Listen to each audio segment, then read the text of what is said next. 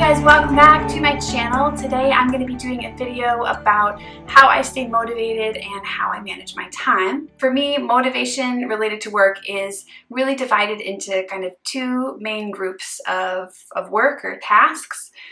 So the first would be the things that require a lot of creativity, like making art and working on other creative projects. So that would be planning and sketching new work, painting and illustration for both personal and client projects, filming and editing videos, and doing web and print design. These are all things that require a good amount of creativity, and I'm usually pretty motivated to do them. And then there are things that require less creativity.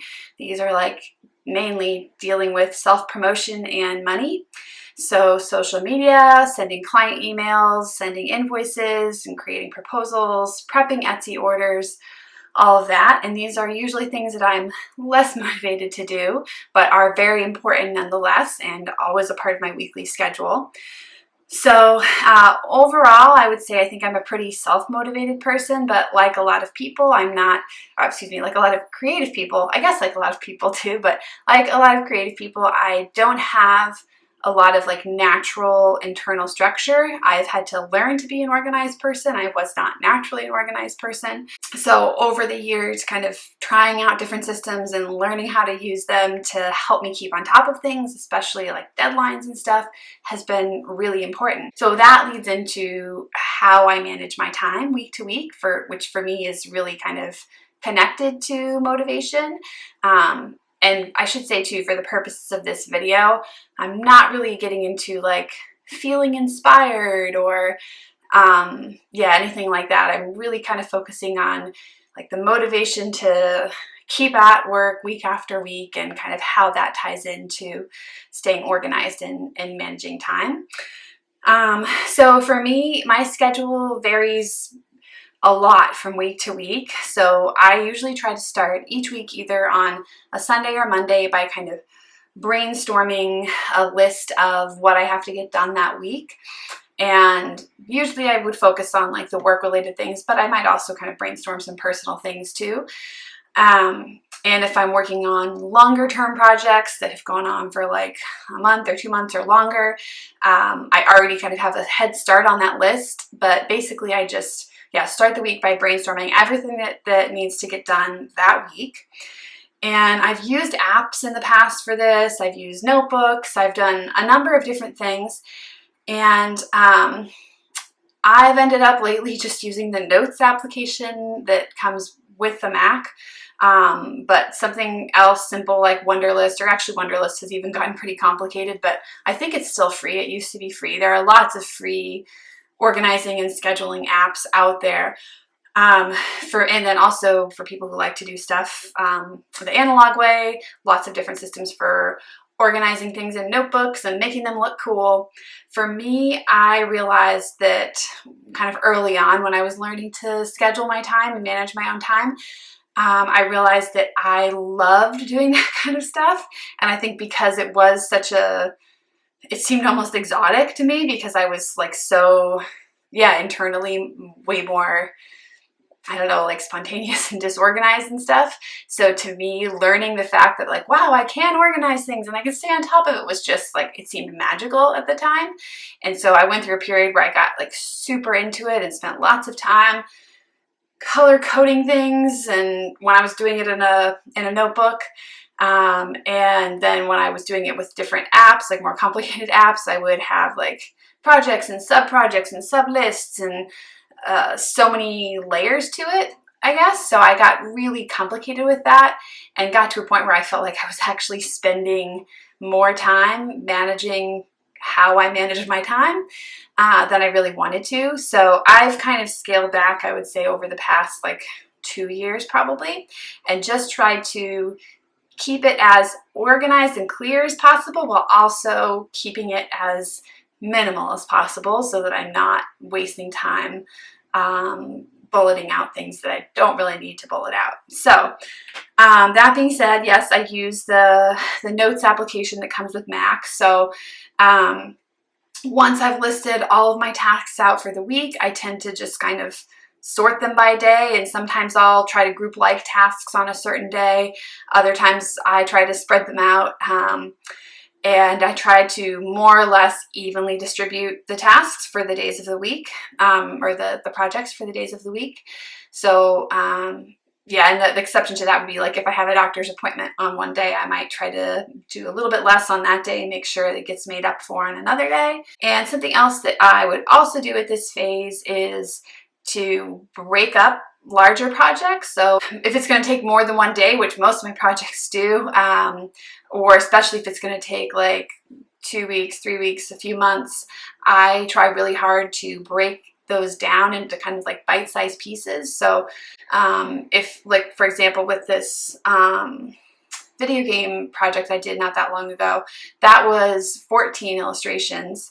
So not like a crazy amount, but it was a good amount. And I didn't want to just finish the Otome project on my to-do list, because there are so many steps that get up to that. And for me, it's really important to kind of break things down so that I can see how I'm progressing, and that helps me keep on track with the timeline.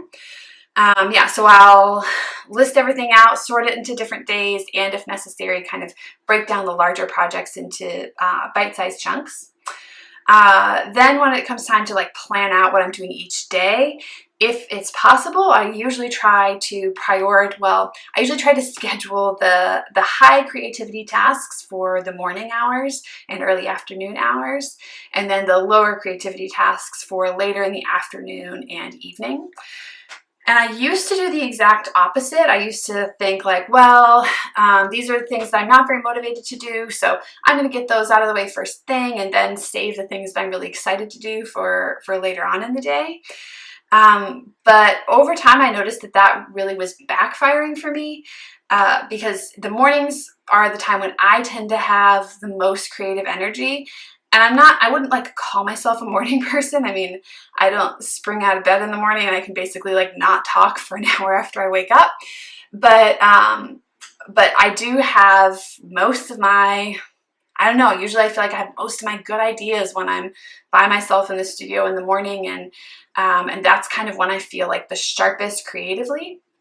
So when I was using that time to write emails, I found that I would be spending way longer on emails than I needed to, because I was trying to like perfectly craft the language. So I was using up my creative energy on emails and invoices and stuff that really didn't need it. And that made me spend longer on those things. So I think it probably was like, I don't know, maybe like 3 years ago that I had heard a podcast or something about like trying to figure out when your most creative time of day was. And that's when I realized, oh, for me, it's the morning. And since then, I've been trying hard to schedule the high creativity things for first in the day and the low creativity things for second. And it's great for me. I feel like I actually get way more done overall. And I'm able to spend more time on the things that require a lot of creativity, and then less time on the things that don't. So all in all, it's worked out well. But I would say, you know, if you're the type of person that it's like a real night owl, or you feel like you get all of your best ideas after midnight or something. I mean, I know my sister is kind of that way, so we're very different in that aspect. So she would probably have the reverse, where maybe she'd want to do the less creative things in the morning and the more creative things in the evening. So whatever works, but I would say for me, it is helpful to have figured out like when my prime creative hours are. And of course, there are times that my schedule doesn't allow me to do that. Like there are times that I just really have to get some lower creativity things done. And so that means that I have to kind of push off or reschedule the high creativity things. And that can sometimes impact my motivation to get things done.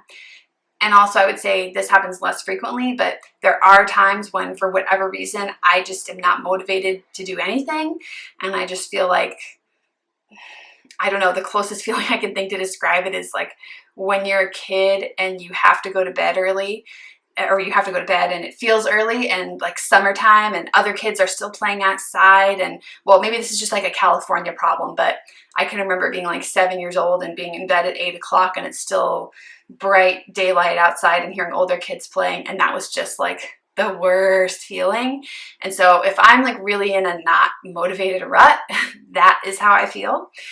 And whenever that happens, I tend to do a few different things to kind of try to troubleshoot and get myself back on track. The first one is just to take a break, and depending on the amount of time or flexibility I have, I'll do different things for that break. If I have a longer time, we live pretty close to the ocean, so I'll just go for a walk and walk down to the beach.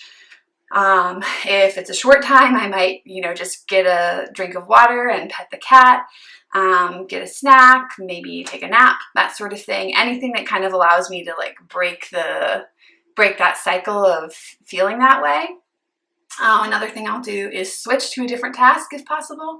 So if I'm working on something and I just feel like I'm really stuck and it's really draining and I can't really figure out how to get to where I need to get to, sometimes it's good for me just to put that aside and switch to something else. And ultimately, if I don't have any other choices, if I'm not able to switch to another task, if I don't have the time to take a break, if I'm kind of out of options and what I'm working on just has to get done, somehow I just do it. And I was thinking, how can I like find a formula for this, or how can I share how to just finish something with you guys? But I don't know if it makes sense. Like all I know is that if and when I have found myself in those difficult situations of being under a tight deadline and not feeling very motivated and feeling really stressed, I somehow am able to just get there and finish it.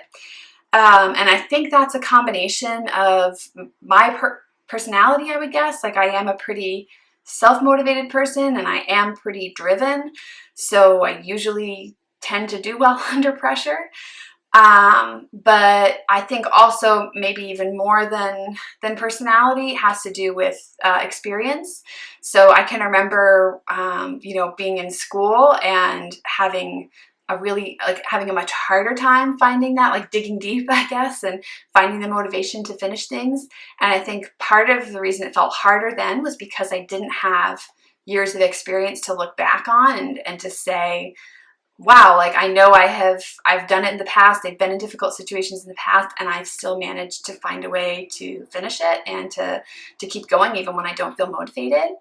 So I know that may not be helpful if you're like 17 and getting ready for your freshman year in college and wondering, well, how do I stay motivated? I would just say in that situation, like pay attention to situations when you are able to buckle down and finish, and kind of, keep that close to your heart and use that to remind yourself and motivate yourself the next time you're in a difficult situation. And you'll have more and more of those, and you can kind of keep building on them until you'll have years of experience of yourself as being somebody who does know how to, when the rubber meets the road, just buckle down and get it done. So I think that's probably about it for this video. Let me know if you guys have any other questions or ideas for other videos that you would like to see. I hope you've liked it, and if you've liked it, as usual, please hit the thumbs up and subscribe, and that is it, I think. Thank you very much for watching. Hope you guys have a great day, and I will see you in the next video. Bye!